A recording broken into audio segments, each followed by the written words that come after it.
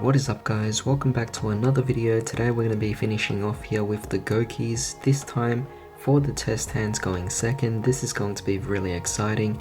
Unlike the first test hand where we actually produced a board that was to challenge our opponent to actually break it, in this particular circumstance we are now taking on the challenge of trying to break the opponent's board, and as a result of that we are going to do the best we can to bring out what we can possibly bring out with the cards that have actually been implemented into this particular build. As you guys just noticed, I actually finally found my copy of Phoenix Blade. It did take me a while, but as I was digging through my bulk of cards, I managed to come across this, so I took out the Moon Mirror Shield and put this in. This will definitely be really nice. Hopefully it does come up in this actual test stand and I could demonstrate something happening with it, though it is going to be quite specific anyway, so it might not happen. But yeah, with that being said, this is something that will definitely make for a fun conclusion for the deck. So before I get started, please like, share, comment and subscribe, as well as hit that bell notification if you enjoyed this video. It really does mean a lot for the channel. But with that being said, let's begin.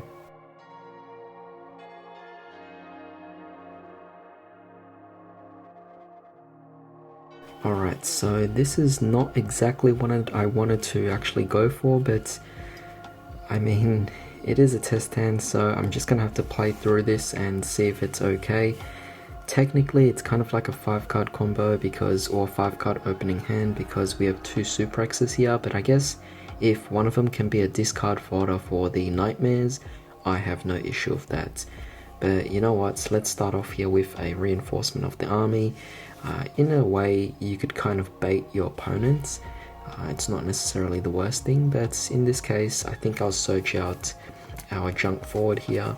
That would be quite a fantastic start because we just special summon this out. And now we can go for our Suprex, allowing us to then summon out our Octo Stretch, as well as our Blue Mountain Butterspy as well, because you normal summoned a warrior monster, so that would be fantastic. Let's see here, so now we're left with 2 on the field, but you can see right there it's so easy to get monsters out on the board, and we could definitely still work off with what we have over here as well. So let me just quickly go for a field center right here, and we could definitely start working off of this. So over here we have Octo Stretch and we have our Suprex, and we simply just go for our Link Summon. In this particular circumstance, I would like to go for Isolde right over here, and this will allow us to then add, but also Isolde will allow us to add as well. So in this particular circumstance, I'll simply add our Kagemucha Knight, wherever that is, over here. And as for Suprex and Octo Stretch, one of them will definitely have to be a rematch. And you know what, maybe with discard fodder, we'll just bring out Headbat. So where is that? Over here. Fantastic. Alright, so moving on. We are going to use Isolde's effect, allowing us to ditch one of our cards. I'm going to get rid of our Phoenix Blade, wherever it is. Somewhere here. Nice. And then what we're going to do is special summon out our Guts from the deck, because we already used Octo Stretch. So we have Guts over here, fantastic. We could take Junk forward, we could take Isolde, we could take our Blue Mountain Butterspy and link those together, allowing us to then go for, in this particular case, do I want to go for the Power Load? I mean, the thing is this, it's going for the most optimal play, right? And you guys will already be very familiar with what we're actually going into. But should I actually go for that, or should I try out something a bit different in this particular circumstance, you know? It is definitely quite the interesting thing to consider here. I mean, in terms of most optimal play, you will be going for your Power Load, but we went for that in the test stands going first. But let's just see how this actually can turn out. I think we could definitely extend the board a bit further than what we might expect. So let me see over here. We can go with Headbat, just discard the other guts and bring out the headbats, and that way we could link up guts and headbat together, and this will allow us to then go for, let's see, over here I'm thinking, the Virus Swordsman, right? So in this particular case, since it's co-linked, we could summon out the Codebreaker. So in this particular case here, we're also just going to add with Headbat and the Guts as well. So we're just going to add a Twist Cobra. We're also going to add here a Rise Scorpio, kind of like preparing for next turn. But either way, we're just going to summon out our Codebreaker 0 Day, which is definitely quite an exquisite card to help us really extend our plays here. So what we're going to do is take these two cards and link them away, allowing us to go for our Phantom Knight's Rusty Bardich. Our Virus Berserker first, and since it's co-linked, bring out these two, link these two away again, allowing us to then go for our Rusty Bardich.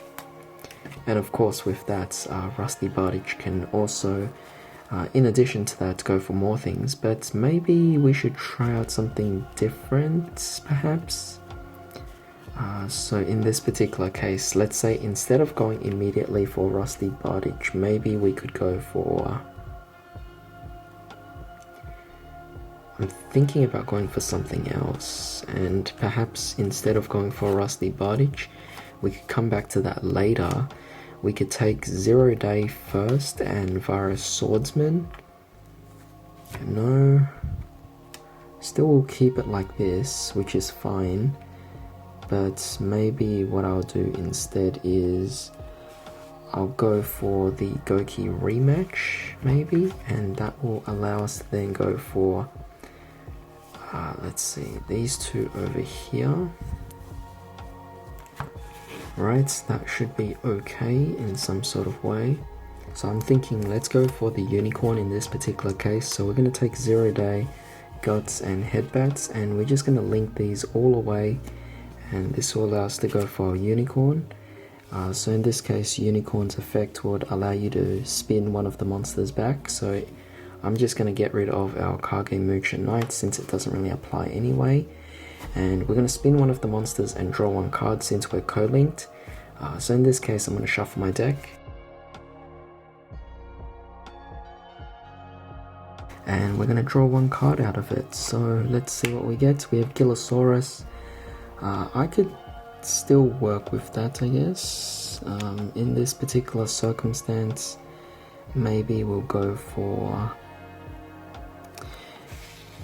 or I don't know, maybe... we could still take Berserker and we'll take the Virus Swordsman, link them away. Or maybe instead of that, instead of that, what we could do is summon out the Gillosaurus, take the Gillosaurus and the Virus Swordsman, link those two away. This will allow us to go for our Anaconda first. Anaconda will then go for Instant Fusion from the deck, which will allow us to then bring out our Flame Swordsman. Well, we could go anywhere, the Flame Swordsman. We take Virus Berserker and Anaconda, link those away, allowing us to then go for our Rusty Bardich, because you have to keep in mind that our Rusty Bardich here is, well, I guess it requires 2 dark monsters, so that meets the requirements. Bring out Rusty Bardich, get rid of one of your cards, bring out Fogblade. So where is Ancient Cloak? Get rid of that, banish it, and this will allow us to then search for our Silent Boots. We could special summon out Silent Boots because Rusty Bardich is on the board as well, so that's fantastic. And we could take these two, link them off, and go for our other card here. So in this case, perhaps we'll go for a Phoenix. Though we could go for Cerberus as well. I mean, that's not bad at all. Yep, so we go for Cerberus, and this will allow us to then discard a card. So I'm going to discard the Twist Cobra, and then we're going to destroy one of our opponent's special summon monsters. Since it's co-linked, we could also draw a card, so I'm going to shuffle my deck once more.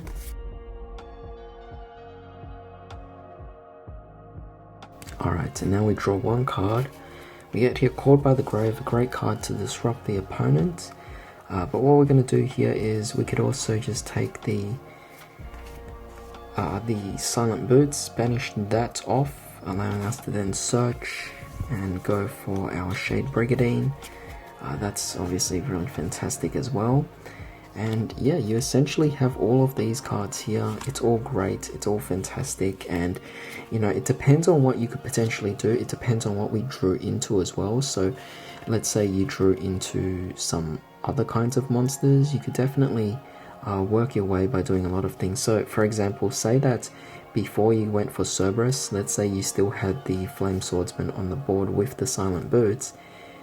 Prior to that, instead of setting the Fogblade, you could go for Shade Brigandine first and then add Fogblade later from the Silent Boots. And by doing that, you could bring out Shade Brigandine first and link that away as an additional card, keeping the Flame Swordsman on the board, because the Shade Brigandine and the Silent Boots would still go for the Cerberus anyway. And then from that, everything stays the same, but you will then go banish Silent Boots, get your Fogblade, set that, then take your Unicorn and your Flame Swordsman, link those two away because they'll both summon out directly from the extra deck, and this will allow you to then go for your Avramax, which is definitely fantastic. You have a bunch of monsters out on the board. You got rid of 2 cards potentially, maybe more on different circumstances. You have cards to follow up on. You have a potential stopper here, another disruptor over here. Just everything's looking good. You're most likely breaking through your opponent's board. I just realized how long this particular test hand actually went. So that is definitely very long. This is only just one test hand, and I'm just really surprised by this. So I might have to cut this into a separate video just because I don't want this video to be over 20 minutes. When that happens, it just causes uploading time to be severely slow, and as a result I won't be able to get it up on time. So do stay tuned for, I guess, a bonus test hand video to show off more turn 2 plays with Goukis. I might even try adjusting the deck just a little bit, just so that we could maybe try out a few different plays instead. But I would like to mention to you guys that you don't have to play cards like the Gouki Powerload Ogre, you don't have to play the Avramax. For example, if you have cards that have these link markers over here, you could play cards like Yugioh, you could play cards like Appaloosa, Borosaur Dragon, whatever suits your needs. You could definitely play those as an alternative to these ones here. This is just what I have, this is just what I prefer, and as a result, I just stick to what I have over here.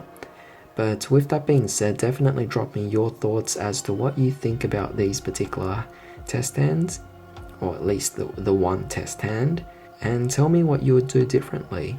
But thanks for joining me today. I hope you all have a fantastic day. I'll see you all next time.